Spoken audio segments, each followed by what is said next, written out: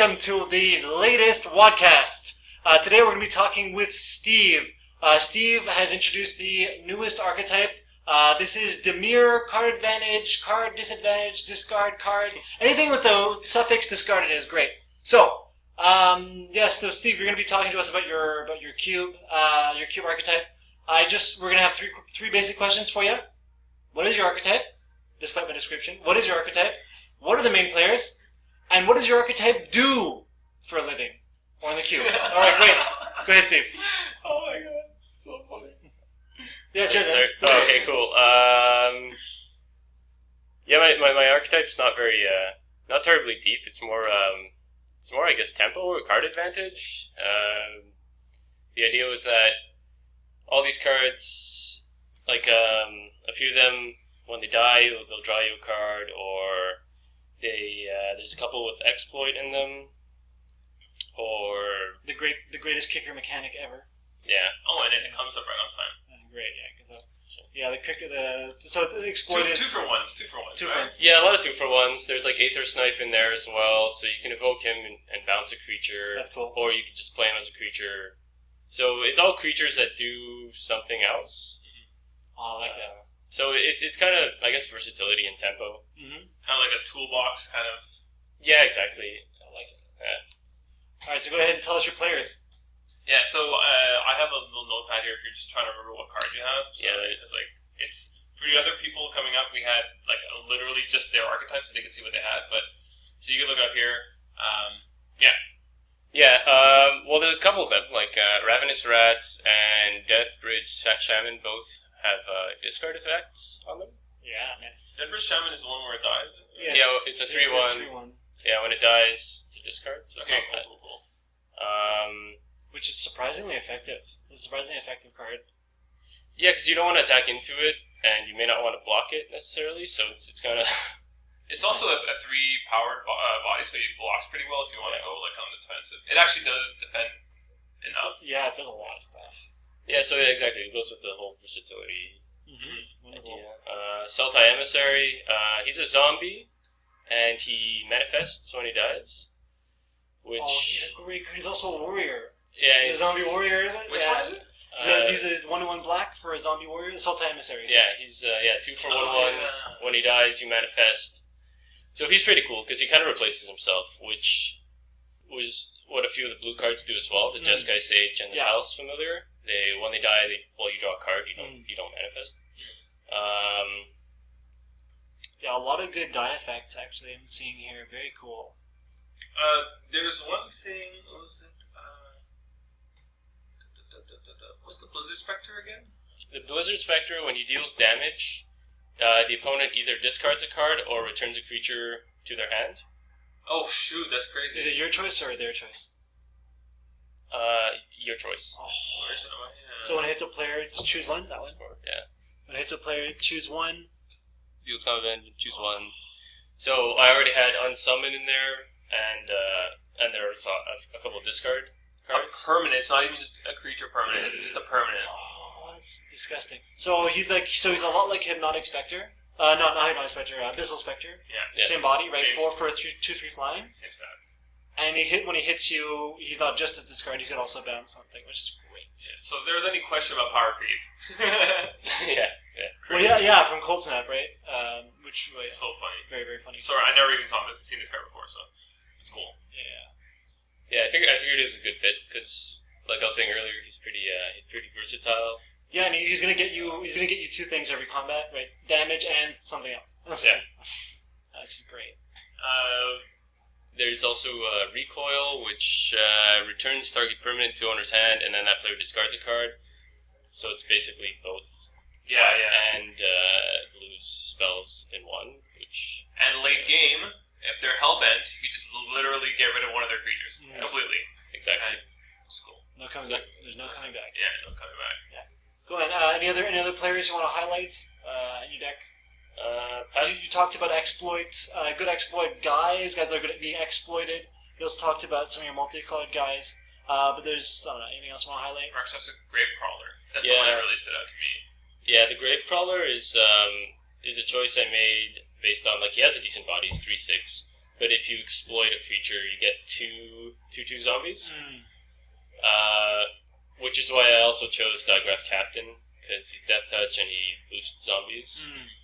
And there's a couple other zombies. Sultai Emissary is a zombie. Fleshbag Marauder is a zombie. Yeah, one of the best zombies ever. As you were saying, I have some zombies, and I have what is it called? It's the one that has, you get a 2/2 zombie for each instant sorcery in your graveyard. Yeah, I know that card. I don't know what it's called. Yeah, something from the Drown waves. Yard or something like that. Yeah, the classic blue making black creatures. This looks super cool. Rise from the Tides. So Yeah, it is all zombies, and it's in blue, so you can definitely pick up that card. Cool. And so yeah, I guess are we going to go to some feedback now? Or are you going to give some thoughts? I wanted to ask you, because I asked Liam this last time. When we open up these packs, one of the questions we didn't ask before, I asked Liam was, when you open up a pack, what's something that makes you go into this archetype?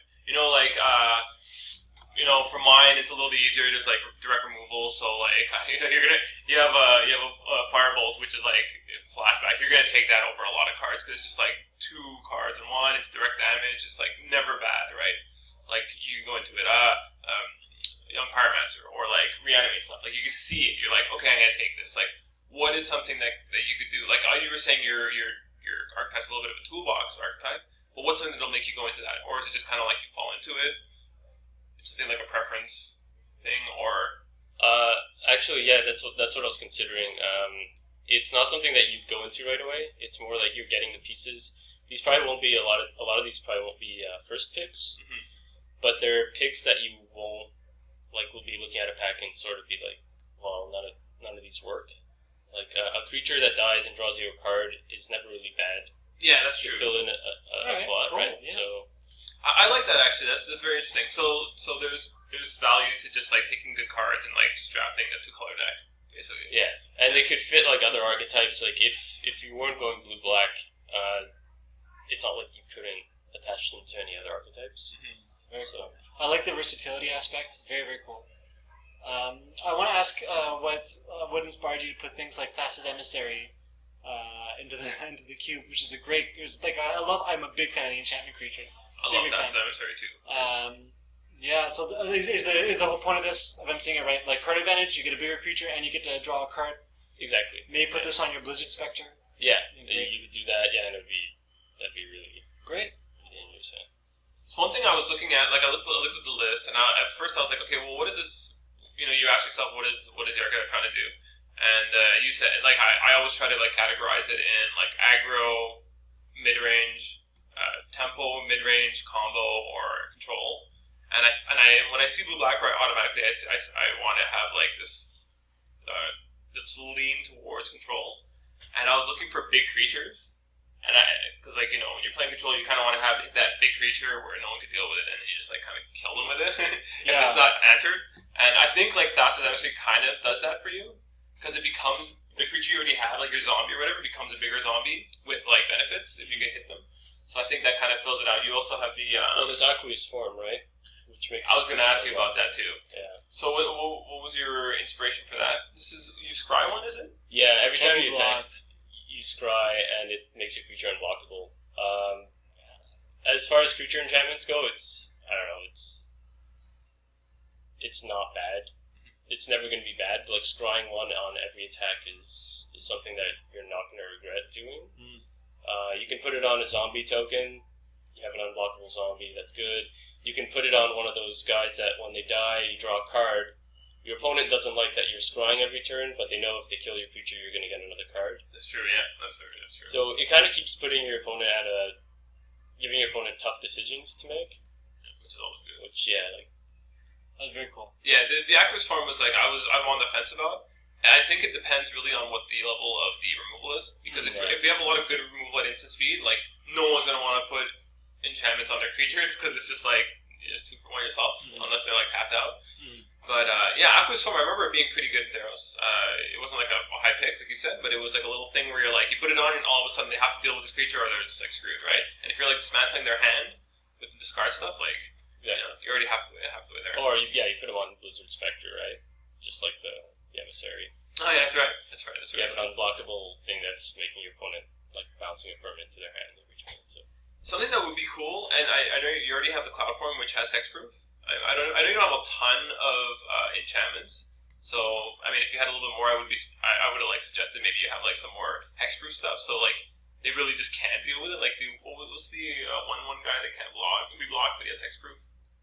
Oh, the Invisible Stalker? Invisible Stalker. Oh, yeah. Like he's just like so stupid annoying. Like there are very few cards you can deal with, but he only pings, so you have to actually kind of like equipment him up, which this cube does have. There's going to be an archetype based on equipment apparently. You have some enchantment creatures, and you have some creatures that are enchantments too. That you can distill stuff. So that's a cool thing. Idea. But yeah, it looks super fun. One thing I really like about your cube, but the archetype is the Dagger Claw Imp. Like, what a fucking great card. So it's a 3/1 flying that can't block, if I'm not mistaken. Yeah. That's great because what this card does is that you're just gonna pretty consistently start killing your opponent, and you have all this stuff to protect your guy. You have ways to get him back to your hand if ever he's touched by something. You have a way to get rid of all the opposition, all the opposite flying guys. I love this card. So I think this is cool. Maybe you could capitalize a bit more on his type, and maybe get in some more evasive guys.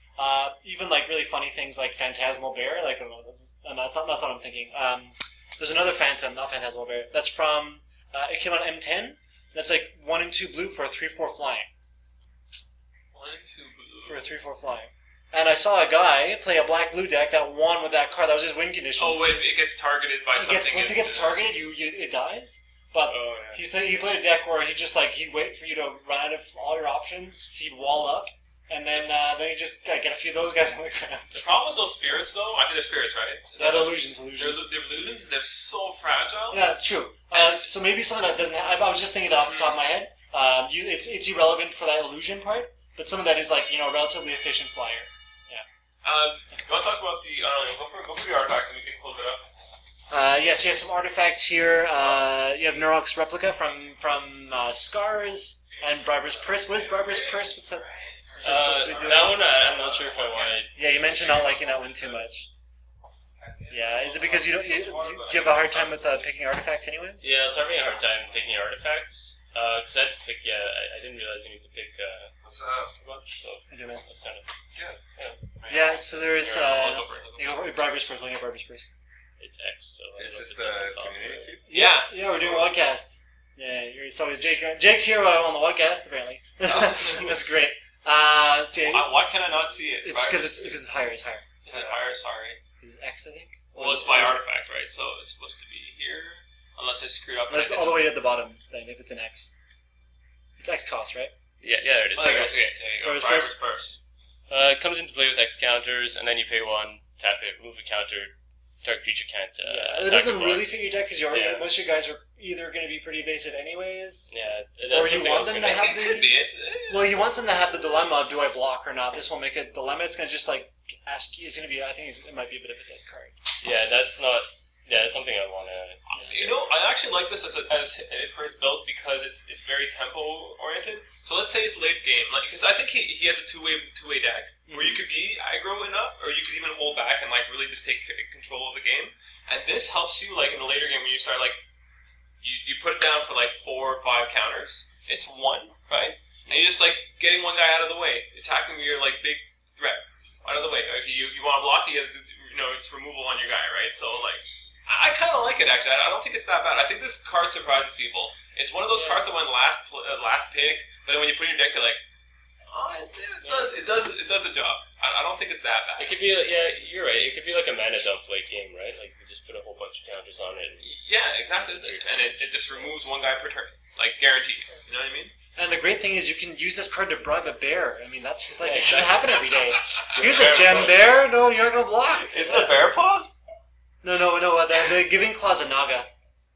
The claw that's giving is a naga. The hand that's receiving is human. Okay, I see. Yeah, the card is supposed to be that this is a creature in what's the naga woman's name? Sidisi. It's one of Sidisi's agents paying off anyone. Actually, they pay anyone for anything. Really. So yeah, this looks like an awesome build. This is like right down my alley. I'm not going to go down your alley again. This is on the sideways chasing down my alley. Some sort of alley. Great. So there's a lot to walk away from this. So yeah. We're refining the cube this week. We're getting a lot of things together this week, so we can draft it maybe in a week's time. I'm gonna try. No promises. I'm gonna try to get it for the GP, but I don't know. So you guys heard that Ari's definitely gonna get it happening. He's working day and night. Hold on, before I don't want to sign off yet. I want to get his opinion if he has any on the other archetypes. Oh yeah. Did you get a chance to look at anything? Not really. Well, I won't put you on the spot, but I was just wondering because you were looking through the list and you were like seeing things, synergies and stuff like that. So I was wondering, is there anything that stood out to you, like, oh, I don't know why this is here, or this probably should be something else, or just little things like. You know what? I'm not sure. To be honest, I don't want to. No. So yeah, I think a lot of this stuff is going to change with not a lot. Some of this stuff will change with playtesting. So I think just getting the first list is the most important thing, and we did that really freaking quickly. And then, like, when people are playtesting, they'll give their thoughts on, like, wow, this archetype is impossible to draft or whatever, So yeah, that's it. Great. All right. Well, as always, keep your hands above the covers, and we'll be seeing you next time.